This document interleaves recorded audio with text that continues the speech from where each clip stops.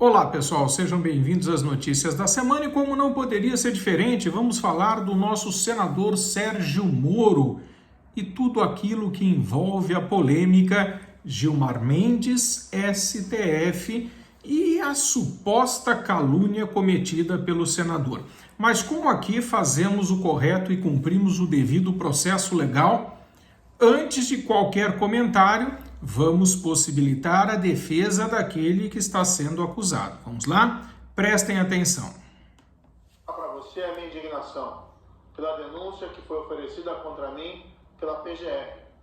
Na última sexta-feira, pessoas inescrupulosas publicaram na internet vídeos editados com o único objetivo de me indispor contra o Supremo Tribunal Federal. Naquela ocasião eu disse à imprensa que os vídeos haviam sido retirados do contexto, que aquilo fazia parte de um contexto de brincadeira e que ainda que a fala possa ser considerada infeliz, não contém nenhuma acusação contra qualquer ministro. Sempre tratei o Supremo Tribunal Federal com respeito, seja quando elogiei, seja quando, exercendo a liberdade de expressão, o critiquei. Agora o que me espanta é ter sido denunciado em 3 dias o senador da República, sem sequer ter sido ouvido previamente para esclarecer as circunstâncias, sem sequer ter sido consideradas as explicações que foram oferecidas. Estamos em tempos sombrios, nos quais a liberdade e o devido processo estão sendo deixados de lado. No Senado, vou lutar contra essas injustiças. E a única coisa que eu consigo lembrar depois dessa fala é que ela se parece muito com esta música que você vai ouvir agora. Preste atenção. Meu mundo caiu e me fez ficar assim.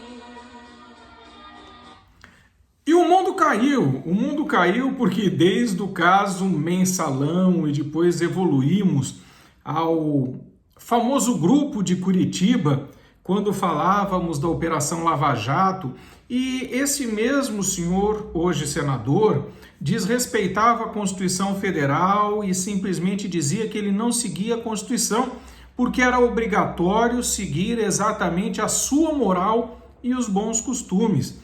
E aqui a gente costuma dizer sempre o seguinte: pau que bate em Chico, bate em Francisco.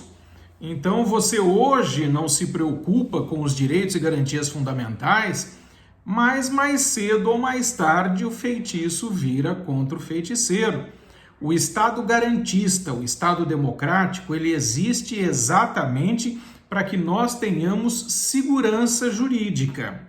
E a segurança jurídica é o respeito à Constituição, à legislação, ao contraditório, à ampla defesa e ao devido processo legal. Mesmo os requisitos e princípios cobrados neste momento pelo ex-juiz Sérgio Moro. Agora a polêmica é grande. Ele cometeu crime, não cometeu, está prescrito, está decadente, pode ou não pode? Fato é que a vice-procuradora-geral da República, a dona Lindoura, ela diz o seguinte: olha, eu tenho vídeo, é claro ele está falando e, portanto, eu não preciso de inquérito policial.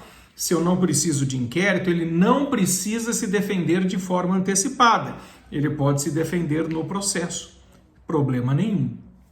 Ele mesmo diz: olha, pode até ter sido uma fala descontextualizada, mas eu não quis ofender.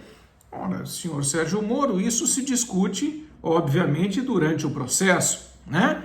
Mas, a partir daí, vamos colocar algumas coisas importantes que vocês podem encontrar diretamente na internet.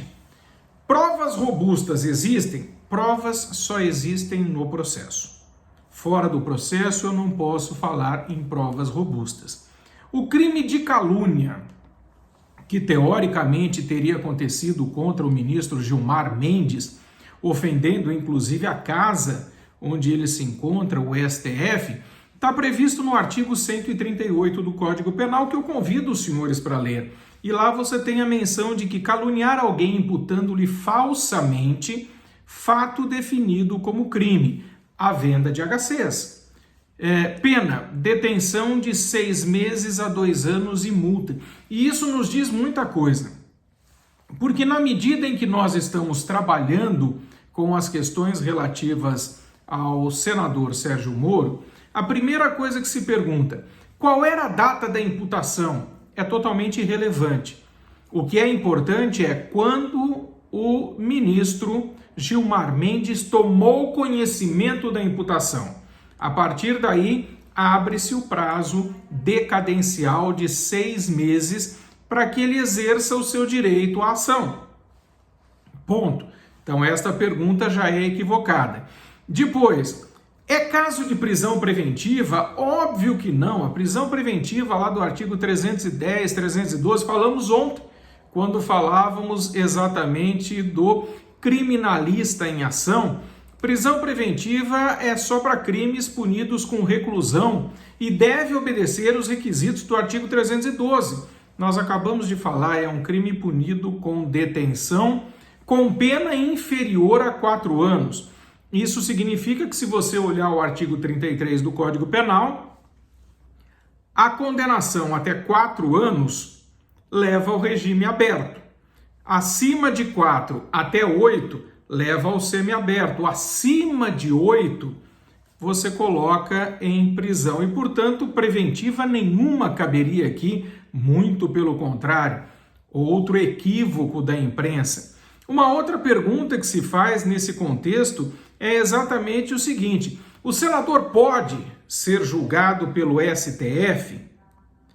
Este é um problema grave, porque atualmente, para que ele seja julgado pelo STF, ele precisa ter proferido essas expressões durante o seu mandato.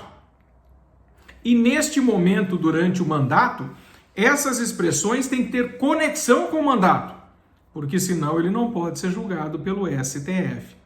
Uma outra pergunta comum que nós verificamos aqui na internet: se ele for condenado, em caso de condenação, existe a perda automática do mandato? Desde a época do mensalão, meus caros, nós trabalhamos com aquela questão de não ser mais automática. Ainda que ele seja condenado, que todos esses requisitos sejam preenchidos, a primeira coisa que nós vamos ver é que depende da casa. A casa que nós estamos falando é o Senado, e isso por força do artigo 55 no seu parágrafo 2º, que coloca a regra que existia no artigo 15, inciso 3º da Constituição Federal, como sendo hoje secundária. Então, o senhor ministro Gilmar Mendes tem direito de pedir que o Sérgio Moro seja processado? Sim. Caberia acordo de não persecução penal, artigo 28A e seguintes? Como regra, sim, mas a Procuradora-Geral da República diz que não, diz que é grave a ofensa e automaticamente, sendo grave, atinge também ao próprio STF, razão pela qual não caberia o acordo de não persecução penal. Esse é um outro problema gravíssimo, porque o próprio ministro André Mendonça disse que é perfeitamente possível e deveria ser oferecido o acordo de não persecução penal, inclusive em julgados recentes da casa do próprio STF. Então a única coisa que podemos lamentar é que, primeiro, ele está sendo vítima do seu próprio veneno. A Operação Lava Jato trabalhava exatamente assim. Alexandre de Moraes trabalhou assim durante muito tempo, pedindo a prisão, inclusive de pessoas insurgentes quanto à casa. E agora nós temos, então, a grande polêmica instaurada. Será processado ou não será? Caberá acordo de não persecução penal ou não? E, acima de tudo, se couber, ele perde o mandato ou não perderá? Isso nós só vamos saber assistindo às cenas dos próximos capítulos. Notícias da semana, espero que tenham gostado. Fiquem com o meu mais forte abraço e até o nosso próximo encontro, se Deus quiser.